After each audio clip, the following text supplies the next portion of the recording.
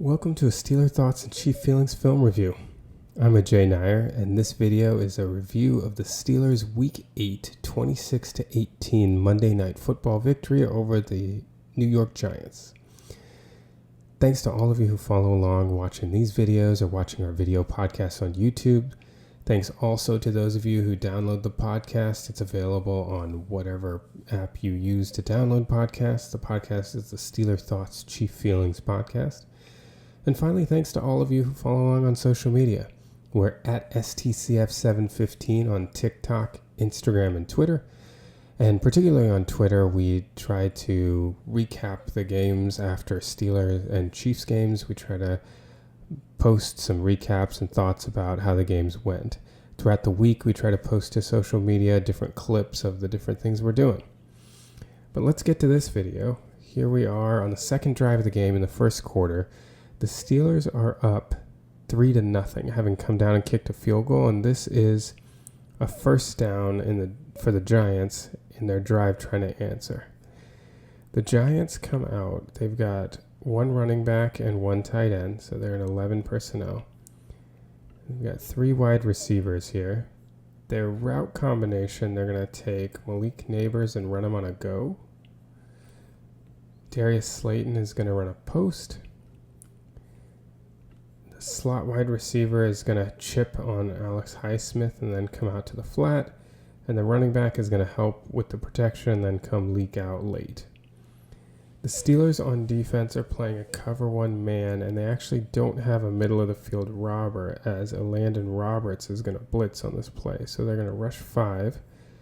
Minkah Fitzpatrick is their deep safety. And then they man up across the board besides that.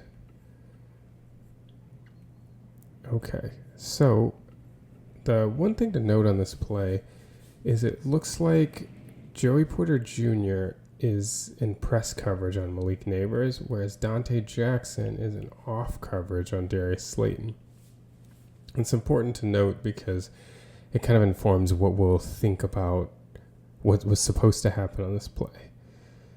So the Giants will pull this is their left guard. So they pull their left guard and play action fake here, and that helps bring the linebackers up. But this is a shot play for the Giants. They've got the go route and they've got the post. And as you can see here in this route combination, both guys unfortunately win. Right? Neighbors beats the press. He gets around. He's open to be hit here. And Slayton gets his leverage, and he very quickly gets on top of Dante Jackson. He closes that space quickly, gets level with him, and then is running in on the post. So this puts our deep safety, Minkah Fitzpatrick, in a tough spot. He is over the top of 2 different deep routes, and the receiver has won both of them. Minkah chooses to go over toward Malik Neighbors, and my guess, part of it is because Malik Neighbors is a very good wide receiver. And I think part of it, too, is that like we mentioned before, Joey Porter Jr. is starting in press. Dante Jackson is starting in off coverage. So I think the anticipation is that he's going to help more to this side, right? You're going to help the corner that is playing a technique that is more susceptible to being beaten deep. Because Dante Jackson playing off coverage, the hope is that he can stay on top of this route more. So if you notice, as Daniel Jones comes back, it looks from this view like he is initially looking over to his right, which probably further influences Minkah to go over.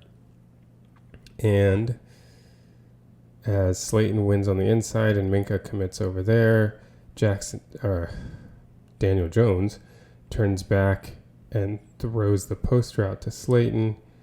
Minkah can't get there in time, and Slayton gets a huge gain down the middle. It ends up being like a 46-yard gain or so. So big play for the Giants. But ultimately, if you want to look at kind of what went wrong from the Steelers' perspective, I think the most salient, because it's hard to blame Minkah here, right? Because he's got 2 deep routes winning, and I don't blame him for going more over toward Malik Neighbors, A, because he's a better receiver, and B, because it looks like Daniel Jones is looking that way. So Daniel Jones was able to move him with his eyes. I also think that part of the reason, like we said earlier, is the technique. So I think if there's one person who you're like, this person probably could have played this play better, I think it's got to be on Dante Jackson. Because he's playing off coverage here. I think his role is to stay on top, because both guys can't have safety help, and that the other guy's playing press against their best wide receiver. So if you're going to cheat a safety over anywhere, it's probably not to Dante Jackson. So that puts even more responsibility on him to stay on top of the wide receiver, which he wasn't able to do here, and the Giants got a huge gain. We can see this here from the end zone view. I think the main thing to watch here is Daniel Jones's eyes.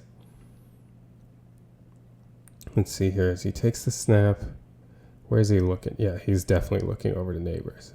So he's looking over to his right, which influences Minka. Then he looks back right before he throws. That's a good job by Daniel Jones manipulating the safety. But it honestly was a good call against this coverage, right? It's one of those situations where the offensive call beat defensive call. You've got them in cover one man. They're blitzing, and you have a run action. You end up getting the safety having to make a decision between two deep routes, and both guys win against man. But like I said, if there's one person, that you take the propensity of what could have been done better, I think it's Dante Jackson here. I think he's got to stay on top of this route, because otherwise Minka's just in a really tough spot. In any case, the Giants got a huge gain, and this ended up getting them in field goal range, and they ended up tying the game 3-3. Now we move ahead to 8:20 to go in the second quarter. So the teams have continued to trade field goals. We're now at a 6-6 game, and the Steelers have a third down here in the red zone, trying to get the ball into the end zone and to take a lead here. So let's see what the Steelers do here. They've come out now, and if you look at their personnel grouping, they've got the one running back, Jalen Warren, and the one tight end, Pat Freiermuth. And they've got three wide receivers. So they end up running a route combination. They send Van Jefferson and an out to the goal line. Freiermuth comes and sits at the goal line. Then they've got Calvin Austin running an out, and then Pickens will run a corner pattern. The Giants kind of play a quarters coverage. So each of their four defensive backs is responsible for like a quarter of the end zone, essentially. So they kind of split it, and the four of them are responsible for anybody that comes deep in their chunk. And then you have the linebacker sitting underneath in zones. So this route combination actually ends up working really well. It's a nice design from Arthur Smith here. So when Austin comes out, he keeps the attention of this quarter defender, and that allows Pickens on his corner to push past and try to get behind. So he is essentially one-on-one with this defender. So, and Wilson here, honestly, look at Wilson is getting pressure. He gets back and he makes a great throw here. This actually ends up being a pretty tight window. This is one reason why, it's easy to say when you're watching like clips and when you see a still shot, you're like, oh, he should have thrown it to this guy. He's open. I want you to look at, this is Wilson right before he releases the ball. This is how big the window looks, right? He's got Pickens right here, and he's going to try to throw this corner. And look at the distance that the other off cornerback is from there. But then look at how far the window closes once the ball gets there. The corner reacts. Look at how tight of a window that becomes. So even when you're throwing in the NFL at a window that looks this big, you have to throw it very precisely because that window closes very quickly. If you miss this by a little bit, this is intercepted. So in any case, Wilson makes a great throw here in what is a tight window. He fits the ball in, Pickens is able to get it, and then The dropping corner here comes in and lays a hit on Pickens and ends up actually getting a force out on this play. And if you watch it, I mean, it looks like this is a catch. But Pickens is not able to get his left foot down. He actually lands on his right foot and then gets shoved and bounces again on his right foot, never getting that left foot in bounds. So this ends up being an incomplete pass. If I could have one critique over the routes in this play, the one critique I would make is if right here, if you notice Calvin Austin is coming to the sideline and then puts his feet in the dirt and starts to come back right as this ball is being thrown, which is unfortunate because if right here Calvin Austin just goes hard to the sideline, that'll take this defender and he will not be in the position he's in right here to shove Pickens out of bounds. If this defender were just a couple more steps over to his left, that's it. But unfortunately, Austin's stopping the route right there and turning back inside kept his defender in an area where he could get close enough to shove Pickens. I agree with the critiques. I mean, it's hard. Like, if you watch this in real time, Pickens really does get quite a shove put on him. However, you know, we also know that NFL wide receivers are incredibly aware of their body position.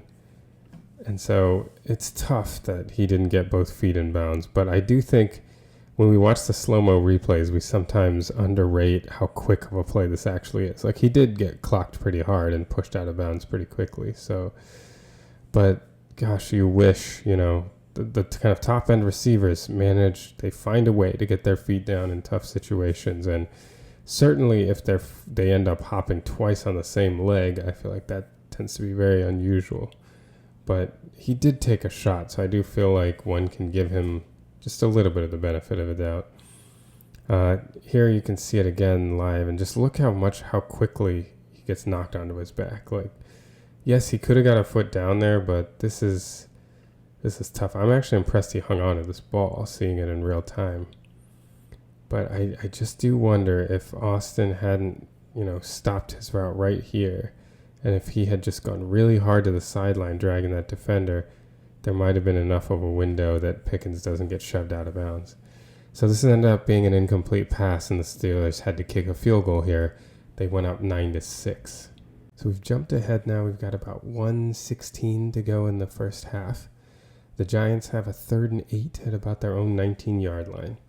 They come out here in 11 personnel. They've got the 1 running back and the 1 tight end, and they've got 3 wide receivers. And the Steelers start by showing a too-high look, and they're kind of mugging up at the line of scrimmage. As the Giants motion, the Steelers remain looking like they're in a too-high look, but if you notice, they're going to end up rotating to a covered 1-man look. So Minka's going to drop down and be the robber in the middle of the field, and Elliott's going to drop back and be the deep safety. What the Giants do with their route combination, they're going to have Neighbors, their slot receiver, run hooks, and then they send Slayton on a post again. Now, what happens here, Minka's in the middle of the field, and again, he's kind of drawn over to the right side. His left, the offense's right, which kind of leaves Slayton one-on-one with Jackson with the safety over the middle. Slayton wins inside and runs his post. And then, unfortunately, Jackson misses the tackle here, and so Slayton gets even more yards after the catch until he's brought down by Elliott. So this was another big play in a situation that was unfortunate for the Steelers. They had the Giants in a 3rd and long situation. This ended up jump-starting a 2-minute drill for the Giants. So let's look into what could have gone wrong here. A couple things are a little confusing to me. The first being that, because here, again, Minka, it was a similar situation last time, except that Minka was the deep safety where he gets led a little bit away from the post route. And so they get the post route one-on-one. So the question first is like, is Minka supposed to be more toward the middle of the field in this situation? I'm not sure that that's obvious from the coverage. It's kind of hard to say. Also, we'll check Daniel Jones's eyes on the end zone view to see if we can get an idea of where he was looking, whether Minka was just following his eyes there. The part that is really confusing, though, I don't really mind Elliott staying on top of the routes. Like, you don't want to get anybody over you. He was very deep in this case, but I don't know that you can really fault him here. The part that I don't really understand is why is Dante Jackson over here playing outside leverage? So if you notice, he's playing to the outside of the receiver, trying to force him inside. That's usually a technique that's used when your help is inside. You know, if you're playing like a zone coverage, for example, and you have linebackers in zone underneath, you're trying to force, or if the safety that was sitting down was on this side of the field. So that makes me there's some kind of disconnect here. Either Jackson should not have been playing inside leverage like this, or maybe his expectation was that Minka was going to be there to help him. But he's playing this route as if he has help to the inside, which he does not. And so that's what lets Slayton just run that post and win right here. Typically, when you just have like a straight cover one man, you often have the corners playing the receiver to the boundary, because that kind of like squeezes them out and there's not much room for them to do anything. The sideline is your friend. It's like the proverbial extra defender when you only have one guy in the middle to help you out. So I don't really understand this. I don't understand why Jackson was playing outside leverage to force him inside when he didn't have help inside. So either the help should have been there, like Minka's primary responsibility should have been over towards Slayton, or I'm guessing Jackson shouldn't have been just letting him so easily get inside. Either way, this ends up being a big gain, and like we said, it jump-started the 2-minute drive that led to a field goal and the Giants tying this game up. So let's see what Daniel Jones is doing here. So yeah, he does seem to be looking more toward his right? So I think that might be holding Minka in place here before he turns and throws. So yeah, I mean, this is good quarterbacking. This is 2 times now that Daniel Jones has held the safety, and it's been Minka both times with his eyes when he's really trying to get the post on the backside, and he just holds, he waits for the timing, and he gets it to Slayton on the post. But again, it's a good route to run against cover one man, right? You don't have, the safety's deep. And so if either you can get like a shorter route underneath the safety that's playing very deep, or in Minka's situation, you get the safety over to the other side, then you can get a one-on-one situation with an in-breaking route that's easier for a quarterback to throw.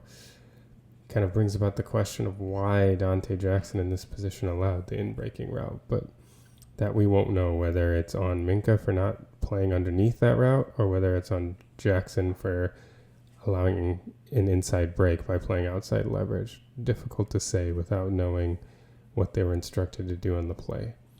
But it ends up being a big gain for the Giants, and they end up coming down and kicking a field goal before half. We now move on to 11:37 to go in the second quarter, and we still have a 9-9 ball game. The Giants have a 2nd and 10 at the Steelers' 31-yard line, and they come out here in 11 personnel. They've got the 1 running back and the 1 tight end. And then they motion a receiver across the formation, and Beanie Bishop runs with him. And what the Steelers end up running is they end up running cover one man again. If you notice, Elliott, as Beanie Bishop comes across, Elliott comes down and he ends up blitzing. What my guess is, I'm not sure, but my guess is that the initial play call was probably to blitz Beanie Bishop and to have Elliott replace and play man here. But once they got the motion that dragged Beanie Bishop across the field, Elliott then walked down and he became the blitzer. And Bishop ended up playing man. And so they end up running like deep routes toward the outside and then bringing the slot into the middle of the field, trying to get Neighbors open there in the middle of the field. But what ends up blowing up this entire play is the rush of Alex Highsmith, who had a great day getting around the edge. I think for context of this play, he had really been winning around the edge against the Giants' backup left tackle.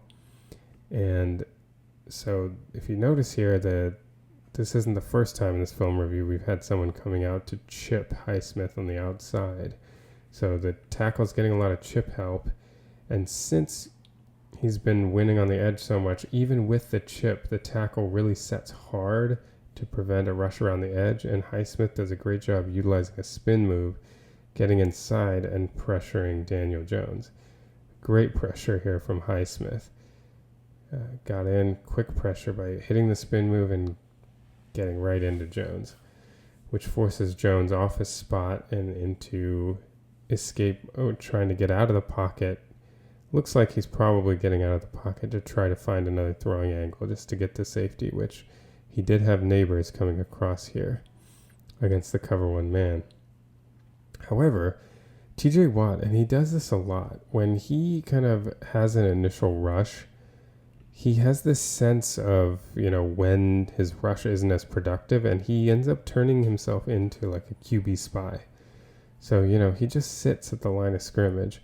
He doesn't feel like he's, getting anywhere, sits at the line of scrimmage, and he's ready to attack. When Daniel Jones breaks contain, he comes right in and gets a sack. I think Watt just has this incredible ability to not only just like to sense big moments and to make big plays in big moments, but just to understand opportunities. I don't know that I've seen a player that has a higher ratio of sacks to opportunities for sacks. He really maximizes the opportunities he has, and he creates some too by doing things like this, just hanging out. It's really Highsmith's rush that set everything up, but Watt had the understanding that his kind of initial plan for rushing wasn't working. He's just hanging out as a spy. He sees an opportunity and he takes it. It's a big sack, forcing third and even longer. So we can really appreciate Highsmith's rush from this angle. Again, they're so scared about him coming off the edge. They chip the running back, and the tackle sets really hard to prevent him from getting around the edge. And look at that spin. Gets right in, and you can see TJ Watt at the same time what he's doing on this side. He just kind of hangs out, bides his time, sees an opening, and attacks. Daniel Jones is an athletic guy. He's a quick guy, and Watt just comes in like a missile and takes him down for the sack. So now it's 6:10 to go in the third quarter, and it's still a 9-9 ball game. The Giants have a 2nd and 16 at their own 20-yard line. The Giants come out again in 11 personnel with their one running back and one tight end. And they actually run a nice route combination designed to beat the Steelers. The Steelers come out in a cover 2, and they end up running like a Tampa 2 with Peyton Wilson coming up the seam and running with the deep middle route. So they end up sending their slot guy up. He's the guy that Peyton Wilson runs with. And they send Neighbors deep 2, and then they bring Slayton in on a dig route that takes a minute to come open, but with the route combination, it does come open. However, this gets destroyed again by Alex Highsmith. So Highsmith, look at him like lining up really wide, and he's just been beating the left tackle around the end all night, and he lines up wide so he almost has like a straight shot to the quarterback. So here comes Highsmith in, and I must say the tackle actually does a pretty good job of recovering, because right here it looks like it's over, right? He's cornered, and he's got a straight line to the quarterback, but I thought the tackle recovered pretty well, and Jones stepped up, and he almost forced him around the arc. But this is where Highsmith, sometimes these Steelers just make that extra level play. He gets forced around the arc, but he just gets enough of Daniel Jones's jersey, and he's strong enough to hang on and bring him down for the sack there. That is really difficult. I mean, that's incredible strength right here.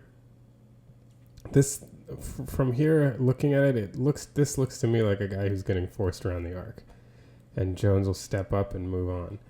But the fact that he's able to not only get an arm on his jersey, but hang on and bring him down is quite impressive.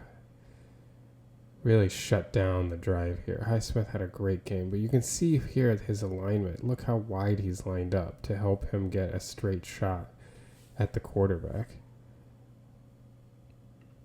And look, he gets off so quickly that at the snap, the tackle recovers and tries to force him around the arc, and he just gets enough. Look at that. You can see the tug of the jersey right here. He just gets enough of Daniel Jones's jersey that he can't get away. Strong grip, and then brings him down.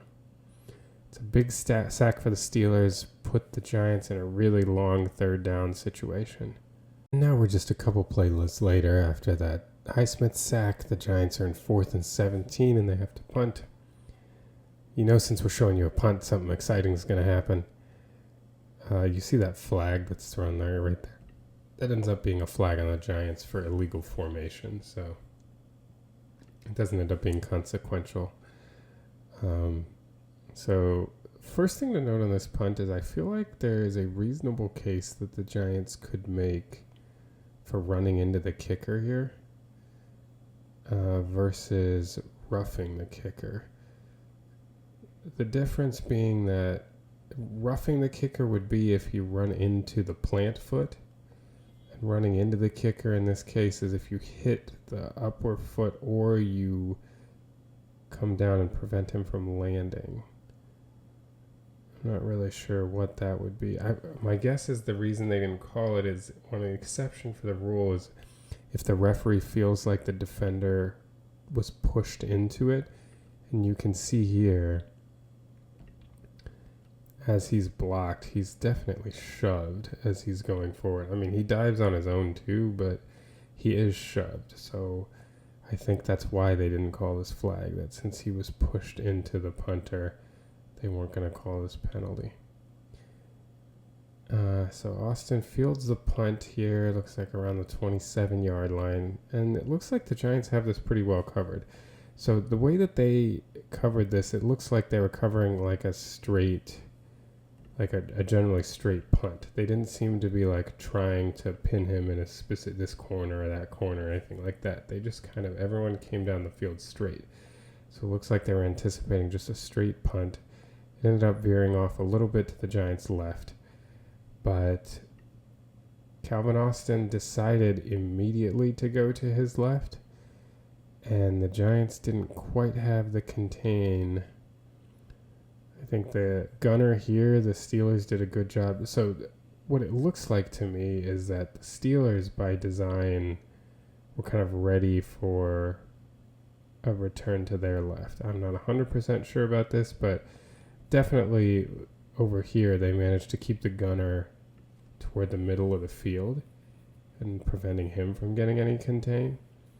And possible that they would have just done that anyway, but the key that sprung Austin here, besides the initial like keeping the gunner toward the middle of the field, which was very important, is the work done right here. This is crucial because if he comes in at the Giant special teamer and he blocks him right here, he doesn't have an angle to avoid a penalty. If he had turned and tried to shove him, this would have easily been a block in the back. But look at how he slides in front of him, keeps his back to him, and just gets in his way. Beautiful. Blocking him without blocking him. And that's all that Austin needed to get around the corner. And this cutback was also so good. It was so subtle. Because I think what happens sometimes, people cut it back hard, like toward the middle of the field. But he just knew, he just had one guy he had to get around. So he cut in between, put one of your guys in between you and the defender, and then just keep it on moving down the sideline. I mean, that's a great return. But I don't know that I see like any huge errors in like the lanes that the Giants took, except the gunner was really forced inside. You know, based on where this punt is, it's not like you felt like some people were so far to their left that they lost contain. Austin's just quick, and he was decisive. I think sometimes what happens with punt returners is they take a minute to make their decision. He was going to the left edge immediately. And the Steelers managed to get this crucial block here that avoided a penalty and got in the way and allowed him to turn a corner. This ended up being a huge play in a then 9-9 game to actually provide the first touchdown of the game for either team and give the Steelers a massive boost. So let's see this again from this perspective. See if we can get any inkling of what the Steelers are trying to do on their end. Because see here, well, really the gunner is kind of coming in on his own. He wasn't forced in as much as I thought. He just kind of decided. So, I mean, one critique could be that, like, if you just keep it wide, you know, I think there's sometimes so much of an instinct to go toward the player, but you've got help. I think a lot of team defense is just understanding where do you have help, where do you not have help, and you have to make sure that you account for the contingency plan where a defender goes where you don't have help so that you can be ready. And the Giants just didn't quite have enough to prevent him from getting to the sideline on that side, and then he just did a great job cutting that back inside and then going straight down the sideline for a big touchdown. Down to 16 seconds to go in the third quarter. Steelers are still up 16-9, and they have a 3rd and 11 around their 33-yard line. The Steelers come out on 11 personnel. This is Jalen Warren, the running back, Pat Freiermuth, the tight end.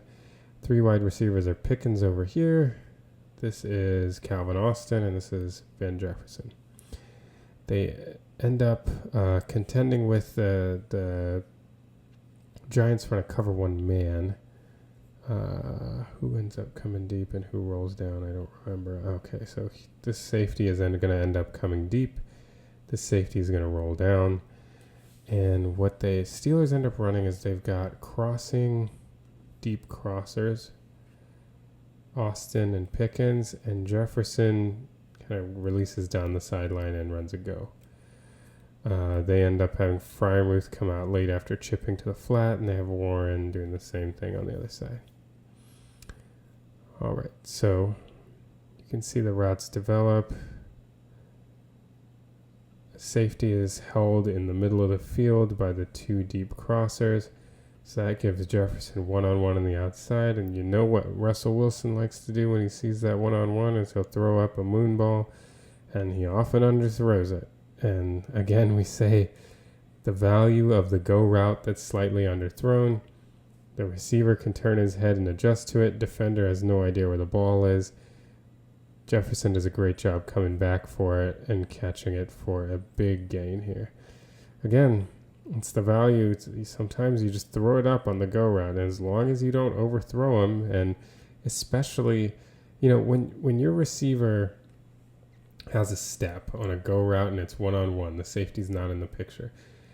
As long as you don't overthrow him or are so far underthrown that no one can catch the ball, there isn't really a wrong place to put this ball. Because if you get it out ahead, he's already got a step. And if you throw it behind, most defensive backs can't adjust because they're too busy trying to catch the receiver. So they don't have time to adjust and see the ball. Jefferson can, and so he comes back to it and makes a big catch here. This ends up being about a 36-yard gain. So we can see it now from the end zone view. Wilson, just give him a shot. He sees him one-on-one, and you can see Jefferson is aware of the ball coming short. The defensive back is not. He doesn't know where the ball is, and he's not able to make a play.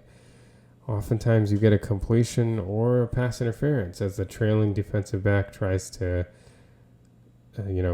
catch up. He ends up running right into the receiver who's trying to make a play on the ball. The underthrown deep ball, an underrated asset. Now we're into the fourth quarter. 13-16 to go in the fourth quarter. The Steelers are retaining that 16-9 lead. And they are facing a 3rd and 8. A lot of big third down plays for the Steelers. A couple huge ones on this drive. So they had converted a 3rd and 11 with that bomb to Jefferson, and now they're here with a 3rd and 8.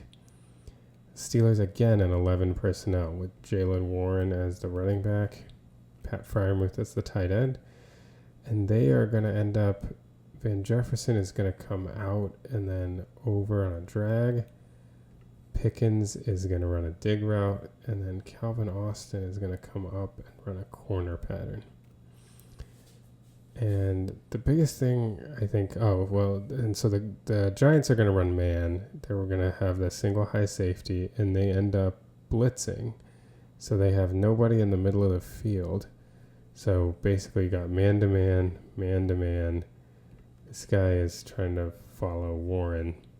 Or actually, he might be looking at Freiermuth. And then you got man-to-man over here, and you just have one safety in the middle of the field. So the key to this is Calvin Austin's route running.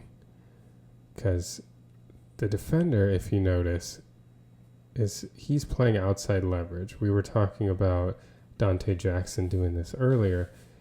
He is trying to keep everything in the middle of the field here. Not that he has help in the middle, but at least there are more people in the middle. If he gets beat outside, there's only a single high safety. So, like, if you get outside of him and he gets an out route, like, you can take this to the house, right? So, for him, he's just trying to keep Calvin Austin, a quick guy, keep him toward the middle of the field. And look at how Austin runs his route. Here, he takes first couple steps, he takes straight. 1, 2, 3, and then he plants that inside foot right there and goes. So he doesn't kind of give up that he's trying to run out until right now. This is where he kind of plants and turns. So the corner, playing his outside leverage, thinks he's got him and thinks he's going to stay inside of him, and then before the corner can react, one quick plant, boom, crosses his face, and he's gone. There's no chance. Russell Wilson sees it and throws another nice moon ball to him. And this is a huge touchdown for the Steelers. But what a great route he ran here. I mean, it's hard when you have a guy that's the whole goal is to try to force you in to still beat him so decisively out. And it's because of how quickly he go. And he's so fast. Once he gets a step on you, you're gone. But the corner, it was so subtle the way that he started it that the corner didn't realize that that's what he was trying to do until it was too late. You can see the throw from Wilson here. He looked over, saw he had a shot, and just lofted one up there and let Calvin Austin run right under it. Huge touchdown, made the game 26-9 at this point. My apologies. I just said the Calvin Austin touchdown made it 26-9. It actually made it 23-9. I should know that 16 plus 7 is 23. But it's a 23-9 game, and we're now at 11:07 to go in the fourth quarter. The Steelers, with a 2-touchdown lead, are really just trying to get the Giants to use clock as much as they can on this drive and hopefully keep them out of the end zone, which would likely seal the game at this point. The Giants have gotten it down to the Steelers' 45-yard line. They have a 2nd and 10. And they're in 13 personnel. They're in 11 personnel. 1 running back, 1 tight end over here on the left side. And they have 3 wide receivers. So it looks like a passing formation. The Steelers come out and they are running a cover 1. Minka is going to be the deep safety. And, you know, throughout the night, the Steelers had not been as good as they typically are against the run. I guess they had another poor performance against the run against the Colts, but typically this year I feel like they've done pretty well against the run. I've liked their interior line for most of the season, but this night was a little rough against the run, and this play in particular I think was rough because the Steelers, I don't think, at least I personally wasn't anticipating that the Giants were going to run the ball. It was one of my first thoughts actually once the Steelers got a 2-touchdown lead was I was like, thank goodness they don't have to deal with the run for the rest of the night. So this should be a lot easier of a night for the defense for the rest of the night. But I guess the Steelers defense was thinking that too, because the Giants ran it here on 2nd and 10, and we can just run the clip. Tracy ended up finding a huge hole and going all the way for a touchdown, making this game much closer than it needed to be. And I wish there was something really insightful I could tell you about, something cool that the Giants did. But I guess the one thing I can say is this is the downside of having such a wide rushing technique. Now, again, I'm thinking Highsmith lined up so wide because he's not anticipating a run, not on 2nd and 10, not with 11 minutes to go in the game and you're up by 2 touchdowns. You're not thinking that the other team's going to run. So he's way out wide in his pass rush stance. But what that does is it allows the tight end to kick you out pretty easily. So the tight end's about to kick him out, remove him from the play, and then they get a block here by the left tackle, creating just a massive hole. But the guy to look at in this situation is Deshaun Elliott. I don't know what he's doing on this play. Clearly, like, the place for him to fit in this situation, you almost wonder if, like, he's used to being a deep safety. Although, Minka often plays by himself as a single high. But he's, like, reading this like a deep safety would, right? He's just kind of following the ball carrier and try to see where he goes as he breaks down. But, I mean, everybody's kind of got their gaps over here. The gap that's not filled, the one that he needs to come and fill, is here. Like, if Elliott comes down and fills the gap, then, these guys might be able to do something. The running back might bounce it back in. Elliott might make the tackle in the hole, but he's almost like going to back up his teammates without filling the hole. So him coming up, and I wonder if the running back's kind of action at the line of scrimmage kind of made him follow his eyes, but that's okay. Like, you have guys there. You've got to fill the hole that exists. And they just left a wide gaping hole, and Minka, reading this a lot more like a deep safety, unfortunately didn't alter his angle quickly enough as the running back's path changed, Tracy's path changed. He ultimately ended up trying to catch him, but he wasn't able to get him before he went into the end zone. But I mean, you correct me if I'm wrong, maybe there's something I'm missing here, but to me, Elliott just didn't fill. Like, when you have your edge kicked out like that, the second level defender's got to fill the hole. And Elliott did not, and it left for a big chunk play on the ground, which is terrible for the Steelers in this situation. Like, they basically did the one thing they couldn't afford to do because the run game was working so well. Here you can see how wide Highsmith's split was and how easy it is then for the tight end to just kick him out. And look at that. Look at that massive hole. This is where Elliott has to fill. Like, I understand the running back's action kind of coming toward the middle made him follow, but, I guess there's a hole there too. So maybe I can give Elliott a little bit more of a grace, but at least there's a hope that this could be filled by somebody. There's nobody here. So to my eye, Elliott has got to fill that hole and trust that if the running back continues in this direction, somebody else, either Minka or Wilson or somebody falling off, will fill that hole. But nobody can do anything about this except Elliott. But he doesn't get over to that hole, and Tracy takes it all the way for a touchdown. The Giants actually ended up going for 2 and not getting it. It was a very bizarre play where they moved a lot of their line over to the left and attempted a swing pass, but it seemed like they weren't ready for the snap. Highsmith came back and disrupted it. They were trying to get it out to neighbors, so they ended up not getting a 2-point conversion out of that. So they were trying to make it 23-17, but it ended up 23-15. So we've got 9:57 to go in the game. The Steelers have a first down at their 47-yard line. They are still clinging to that 23-15 lead, and they're trying to put points on the board to end this game. This play to me is very much an Arthur Smith play. This is how I conceive of Arthur Smith running plays like this. He's got his team in 21 personnel. There are 2 running backs and 1 tight end, giving you 21 personnel. And really only 2 receivers are going out on like a real pass route. So he runs a hard play action and leaves his like fullback and tight end in the block. And the running back will come out on like a very late route to the flat, but he's kind of a last ditch check down option.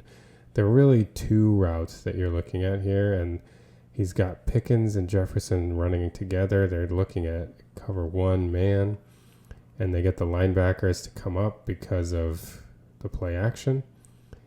And the 2 routes, he's got Jefferson's going to come up behind Pickens and sit. Pickens is going to come and run to the corner. And it's not that, they really get Pickens wide open here. This is NFL open. But he does win to the corner, and look at Russell Wilson's just put this on him. That was not a moonshot where you just drop it in and have the receiver run under it. This is a perfectly placed ball by Wilson.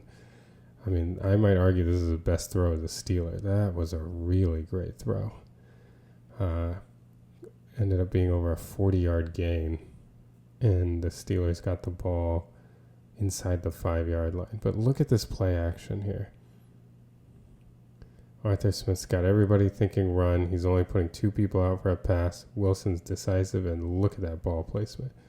Perfect.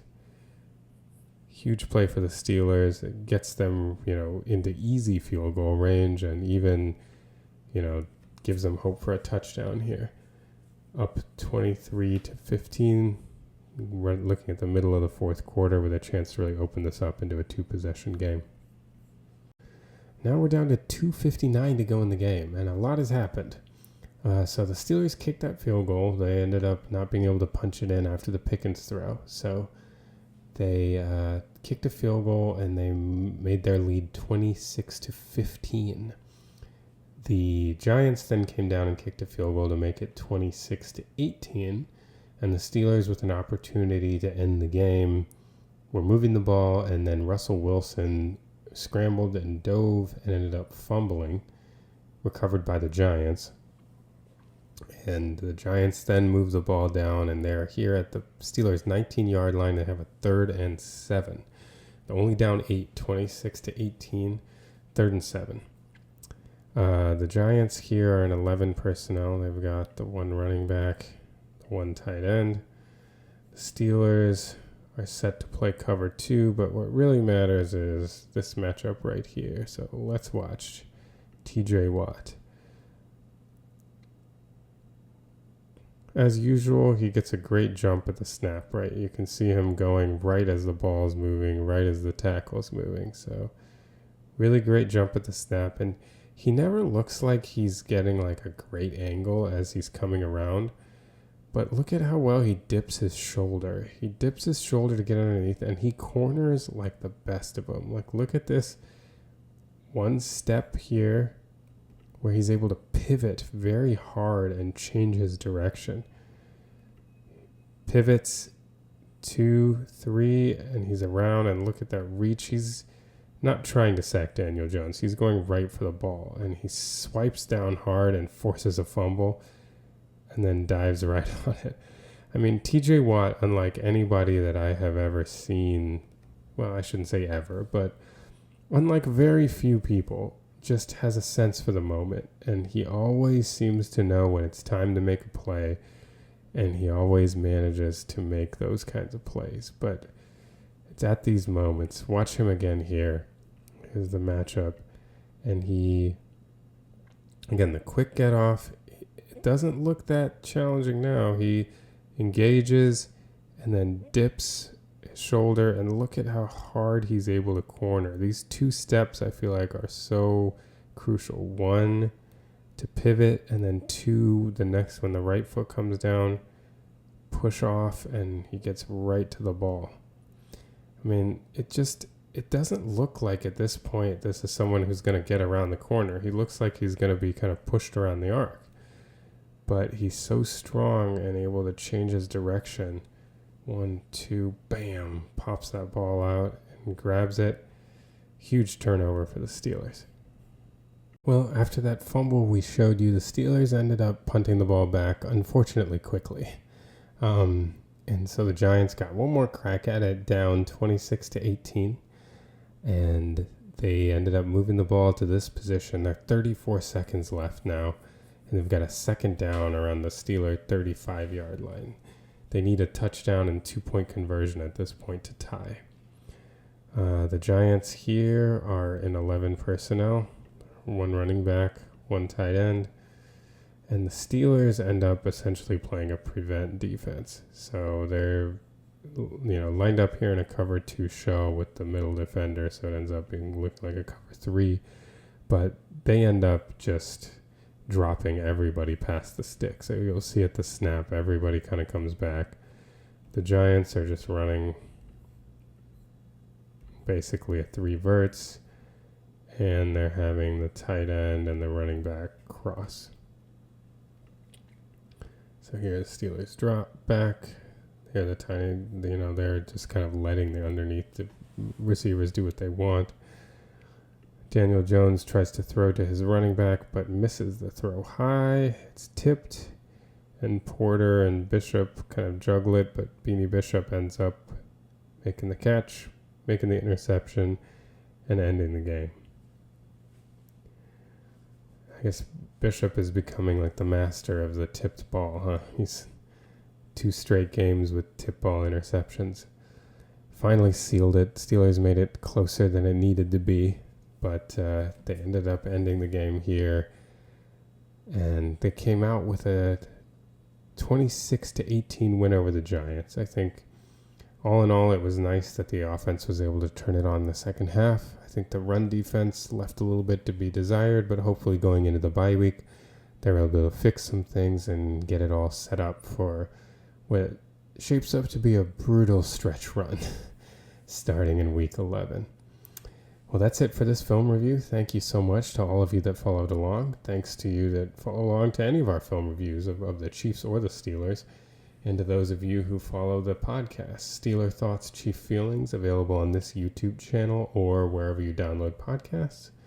And please follow along on social media at STCF715 on TikTok, Twitter, and Instagram.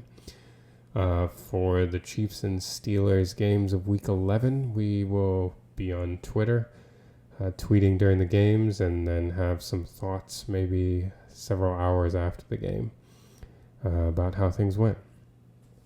Thanks again, and until next time.